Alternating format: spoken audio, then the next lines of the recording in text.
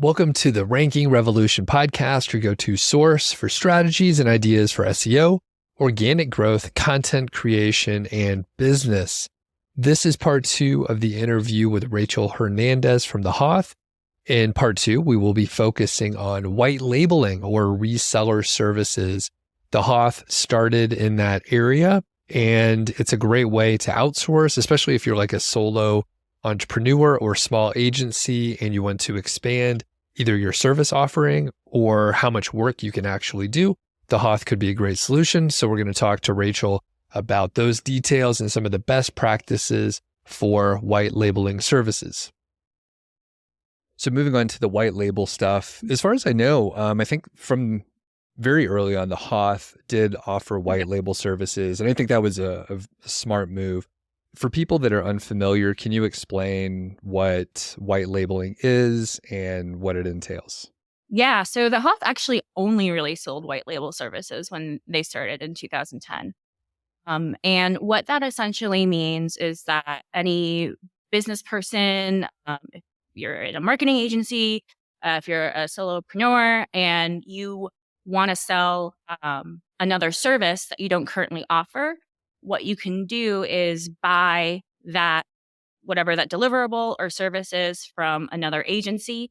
White label means that all of the reporting is not branded. So when we do Hoth reports, it's not Hoth branded. You can put your own branding on it, resell those services to your own clients, add a product to your suite that wasn't there with virtually no overhead. Our prices have been for this industry, they're low, not because it's a cheap product, but because we started off as white label and we needed to have wholesale prices so that people could resell them at a market value that made sense to users. So we have many clients who will, because I'll tell you, as somebody who did this, building backlinks it's hard. It is not easy. It is very time consuming. We have like a massive team that just does that. And they're one of the most important elements of SEO. So if you want to add that product, let's say, to your suite, you buy a link from us and you can mark it up as much or as little as you want. I think most people do 50%, but that's really up to you. And then you resell it. You have no overhead. You don't have to add to your team. You just basically make the profit. So yeah, it's a great fit. Like if you're in the affiliate space, we work with a lot of web developers. We work with a lot of people who sell PPC and they want to add SEO to their suite. And yeah, I mean, if you want to grow and scale your business, it's really hard. And like we talked about, I've been part of a company that scaled really, really quickly and successfully. I think one of the major things to know is like when to delegate or find a partner that you trust that can do good work for you that you don't have to worry about. A lot of people in general like have a hard time letting go. They want to have complete oversight over everything they sell or every service they provide. But if you look at the social proof or proof of concept, it really makes sense to partner with an agency like ours. For instance, you can sell, I don't know how many thousands of dollars in SEO in a month without really having to do much beyond sign up for an account and work with an exec and have a few conversations. So it sounds like a great business model. And some people might be thinking like, why don't you just sell directly to the customer and then take the other 50% profit, right? You're selling at wholesale prices. Can you talk about that and the decision early on Yeah. to target white label? Yeah. I mean, the decision early on to target white label, I think, was incredibly intelligent, like you said, because it was a space that wasn't particularly competitive at the time. So we really offered something not many other agencies did. And then we sort of moved into working with more SMBs and end users just naturally. The Hoth has been one of the bigger known SEO agencies for quite some time. And so like word of mouth, our marketing, people started coming to us and we were just like, okay, well, these people need SEO. where we have the services to provide them with that. We added managed SEO to our suite. So like a 12-month where you have an account exec and a campaign manager who does all the research for you, digs into your website. And that just really blew up. It just took off. That's one of the reasons why we grew so quickly. We don't charge different prices because that's just not a nice thing to do. Um, and so, we really pride ourselves on being able to help both the end user and the agency model. Our job's to help people be successful. And for a reseller, that's how we term agencies who resell our service. That looks one way. For an end user, the end result looks another way. But all in all, we're helping businesses grow through providing really good SEO. So one other thing, and I'm sure this happens, but when, let's say, a reseller is offering like additional services or essentially like a white glove situation or something like that. So what sort of things can a reseller, so someone's running their own agency, let's say it's me. So actually this is a great scenario. I got laid off in 2015 and I was side hustling at the time, but I didn't know what I wanted to focus on. So I did a few things. And one of the most profitable and successful areas was a link building service. I was doing guest posting in 2015 and I was pretty good at it, but it turns out it's a lot of work and I don't like working with clients. So even though it was the most profitable area, I was like, I'm not doing this, fired the clients and, moved on, and it was fine. But one solution, instead of me doing everything, would be to work with the Hoth or another company. And then you guys could do everything. You could do a portion of it. I could change the services and expand the lineup of offers that I have. But what other things could I have added as a solo operator to add more value to, charge even more? So let's say I was like charging, 50, 80% higher than whatever you guys were charging. What would I add to the offer to make it more valuable? Yeah, I mean, I think that really depends on your users too, like in your client base, because that's going to look different for everybody, I would say. So like if I hope this answers your question. If not, you can hold my feet to the fire in a minute. But like when we talk about reselling or scaling or growing your business, I'm also a really big fan of like using VAs and outsourcing for other things. So we have clients at the Hoth. We also have a freelance marketplace called FreeUp that does like a lot of other marketing things that the Hoth doesn't necessarily do. We don't do web development, for example. So if we have a user, because everybody's different, we have users who come to us and they're like, I don't have a website, but I know I'm going to need SEO.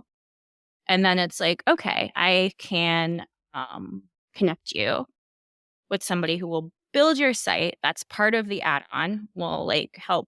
And we have Bs that help manage all that. And then they'll get the SEO from us. Or somebody who's like, I need like someone to set up my CR. Like, I feel like when people are running businesses like this, there's so many different things Right. come with it. And when you are running a very lean team or you don't want to spend a lot of your time with clients, I think you can find people who will basically do all the heavy lifting for you. And so that you can focus on the parts of your business that you like the most. And I don't know if that particularly answered your question, but that's sort of the use cases that I've seen. Okay. And I'll repeat it back because I think it might have. So basically, if a client comes to you and every client is a little bit different, or maybe you're working in different markets, so they inherently look different, their problems are all different. They all have issues and problems they need solved, and you just connect them to the right solution provider at the end of the day. Yeah. Okay. Yeah. And then, I mean, there are so many partnerships that you could set up now. Like we are a SEMrush affiliate. We love SEMrush. We use SEMrush all the time. It's a very natural partnership. But when somebody is looking for SEO software, we're not an SEO software company, but here is our SEMrush. We are partnered with them. Here is our link, sign up. And then we get a little extra income stream from that too. Okay. So you guys have worked with a lot of resellers over time. What are some mistakes that you see people make, whether they're, solo operators that just need a little help, or if they're like a bigger company that maybe they grew too fast and they need to outsource like a chunk of their work? Yeah. Yeah. I mean, I think some of the mistakes that I've seen working with resellers in the past, I think I touched on this, but especially like founders and that's not to like talk crap. They want control over everything. Yeah. And they want it done exactly the way they want it to be done all the time. Which is I guess an admirable way of thinking. But if you are actually going to scale your business to make millions and millions of dollars, at some point you got to like let the reins go a little bit, and trust the people who do this day in and day out, that they know what they're doing. Like I actually just worked with, oh gosh, I shouldn't talk smack, but I will. I won't name any names. Somebody who, asked us to do, this is not necessarily a reseller, just an example, like content for, like their website and for a marketing campaign. And we got some really, really good people who do this every day for huge brands and who are very successful, to create like a pretty amazing creative content strategy. And they were like, you know what, actually, I like the way that I've been doing it. So I'm going to go ahead and do it myself. And it's like, no, no, no, no, no. You came to us because you wanted help with this. And why not just like trust the people who are experts at doing this and know what they're doing and are transparent and communicate with you. I see that a lot with agencies and people scaling up, and they want things done the way they've always done them. But if you keep doing things the way you've always done them, you're not necessarily going to grow. And that's a tough thing to let go of. And I personally am a control freak, and it was very hard for me to manage 700 writers because I wanted to write everything myself because I like the way I write. But we wouldn't sell 20,000 blog posts a month if I was writing 20,000 blog posts. Yeah, it is tough. And I think it's hard for people to let go when they have been doing it the same way for so long. Do you have any recommendations for someone to like test in a small way if they can, get enough courage to like maybe the person you were talking about before, like how could they have like tried it on a small scale before like they felt like they were giving everything overhauling. Yeah. I mean, I think there are things we can do where there's A/B testing involved too. If you're like doing some paid media, if you're doing some emails, do one your way, do one the new way, see which performs better.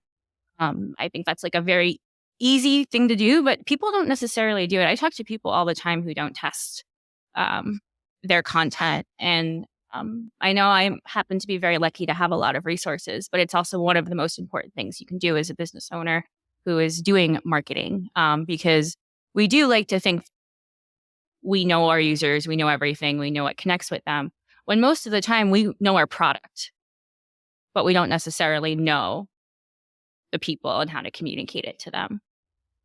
So yeah, if you want to do like a landing page, that's a great way to start. If you don't want to start with your website directly, if you want to start a blog in a new voice and post some of that content on social media, see if it gets any traction or any responses. There are a ton of avenues for you to kind of try a different voice and see how it works before doing a full overhaul. But also just don't be scared. And the other thing is like things take a little time. So, when we do like a paid ad campaign, which we do a lot of, I don't expect to really know how that campaign went for at least a month, if not more.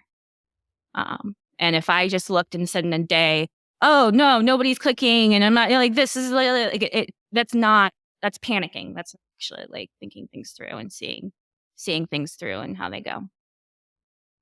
definitely more like reacting versus having a hypothesis at the beginning, testing it out and like checking. And I see that a lot too, where people just like, they react quickly. And I think Mhm. they think they're just taking quick actions and making quick, decisive decisions, but they end up flip-flopping around so much, you know? Exactly. Like there has to be a thoughtfulness um, associated with any marketing campaigns if you expect them to be sustainable or any business move. There has to be a thoughtfulness and a plan. And okay, we're going to keep an eye on this for X amount of time because and I would say, yeah, consult with experts if you don't know what you're doing because not everybody knows everything. Right. And that's, Yeah. No one does. Yeah. Talk to an expert. Okay. So let's say there is a solo operator or small agency that wants to explore white labeling with a Hoth. Like what are the next steps? Like how do they start yeah. moving forward with it? So I will send you a link to add to the show notes, but I do have basically a team that just helps people reseller services for account execs. So they'll give you sort of a rundown of how to sell SEO, how to talk to your users, how to explain it to people. It can be a complex thing for people who are brand new to understand exactly how it works. And one of the things that we've been really good at is putting it into quote unquote like layman's terms that communicate the success and not necessarily the nuts and bolts that go into it. So I will definitely share that link. And we are running some discounts right now too. So I'll share the link for that as well, because this is actually a really good time to take advantage, especially now with everything that's going on, to make sure that your SEO is solid, or if you're reselling it, that you're prepared to answer questions about everything that's going on to your users. Perfect. Yeah. We'll link up to all that stuff. Rachel, where can people find you if they want to connect or Yeah. learn more? Okay. So I'm active on LinkedIn. So Rachel A. Hernandez is my LinkedIn handle. That's probably where I am talking the most these days. And I would definitely recommend following the Hoth on Instagram, LinkedIn. We have a great blog. That's content that I oversee. It's a lot of fun. We like to mix educational. We are a little cheeky without being mean. We really try and break down SEO, make it super simple and fun to understand so people can enjoy it and be more successful at it. Awesome. Well, thanks, Rachel. We'll link up to all that stuff so people could find it easily, and hopefully we'll catch up soon. Thanks. Yeah. Thanks, Doug. Thanks again to Rachel. It was fun catching up with her. We haven't met before, but we had a nice conversation during the interview, of course, and then we chatted for a while afterwards. So keep an eye out for any time that Rachel speaks at conferences. She does go around and speak at various different events throughout the country. So one thing I want to point out here is I have used the Hoth like a lot back in the day, and then sort of started doing my own work instead of outsourcing it. And one interesting thing, and I don't know if it is as popular, but I know personally a few people that I worked with that were in my circle of peers, they actually ran agencies where they outsourced probably 99% of any of the actual execution of the work to the Hoth. So whether it was link building or if it was content or any other little piece of the work, they were outsourcing all of it. And they served as the account manager and the person selling the service. So this individual, and I'm sure it happened a lot, but this particular individual, he essentially set up a website. He had some, presence on social media and a blog, and he would basically market himself as an agency and, like many, just fill in the blank, many different jobs or companies. Like if I was washing cars and I was like, hey, I want to wash your car, like you wouldn't necessarily expect me to do all the washing and waxing and detailing and all that stuff of your car. I would have a team of folks that would work on it. So it kind of worked like that. You can imagine it like that. So pretty simple business model where this person was effective at selling the services and managing the team and being a project manager. And of course, the Hoth does have like fully managed services. So you could say, hey, I want this suite of activities. You guys can manage it. And of course, if you follow the link, you can check out, the offerings from the Hoth out there. But it is an effective business model. And I think one of the issues that I had personally when I tried to, essentially run a link building agency, I did guest posting. It was really profitable and it was very effective up to a point, but I had a hard time keeping up. So I was working a reasonable amount, and then it ended up being a little bit more and a little bit more. And it was more than I wanted to work. And working with clients was something personally that I did not want to do. So at that point, I decided I didn't even want to outsource it because personally, I didn't want to work with the clients as an account manager, just not my personal preference. Other people thrive in that. They want to do that work. That's what really gets them excited. For me, it was the opposite. So it was important for me to get out of that line of business, but that is the whole idea with white labeling, reselling, and how you might implement it with your team. So if you are interested in learning more, you can follow the links in the description. And I know Rachel left, I think it was her LinkedIn, but we'll put the link in there. So if you want to connect with her, you could check it out. And before we wrap it up for today, I forgot to mention the sponsor. That's me. I'm bringing this show to you. And if you could just do me a favor and make sure you're subscribed so you get the latest episodes, download all the episodes, please leave a review on Apple or Spotify or anywhere that you can leave a review. If you are watching on YouTube, leave a comment, make sure you're subscribed to the channel. All those little things do help out, and I appreciate it. I appreciate you listening to the show, and we'll catch you on the next episode.